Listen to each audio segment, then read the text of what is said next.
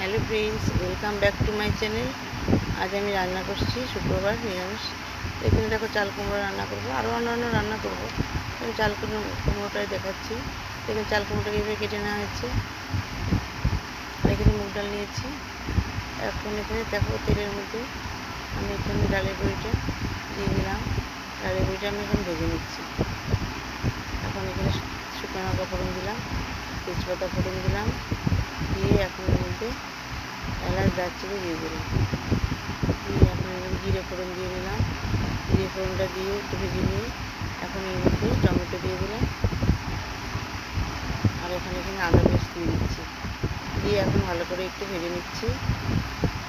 আর এখন এর মধ্যে চাল কুমড়োগুলো দিয়ে দিচ্ছি।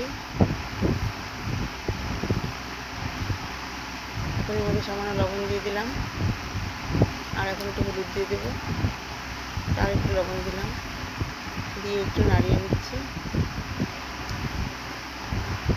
এইভাবে সব মশলার সাথে নাড়িয়ে নিয়ে এখন এর মধ্যে একটু কাঁচা লঙ্কা দিয়ে দিলাম। করে কাঁচা লঙ্কাটাকে দিয়ে এইভাবে নাড়িয়ে নিয়ে এখন ঢেকে দিলাম। এখন এর মধ্যে মুগ ডালটা দিয়ে দিচ্ছি। এখনও হলুদ দিইনি, হলুদ দেবো।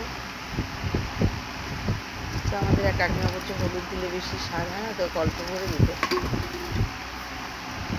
তো আমি এখন এখানে অল্প করেই হলুদ দেবো।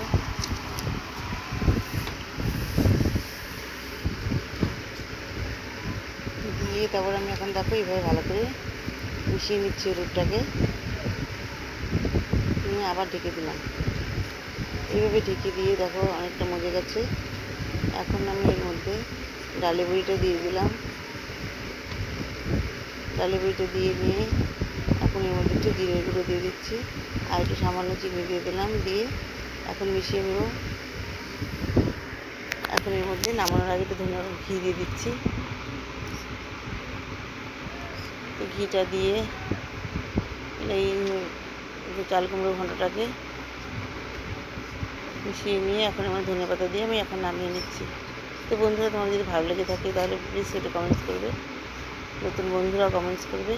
আর তোমরা সবাই ভালো থেকো, সুস্থ থেকো। নমস্কার।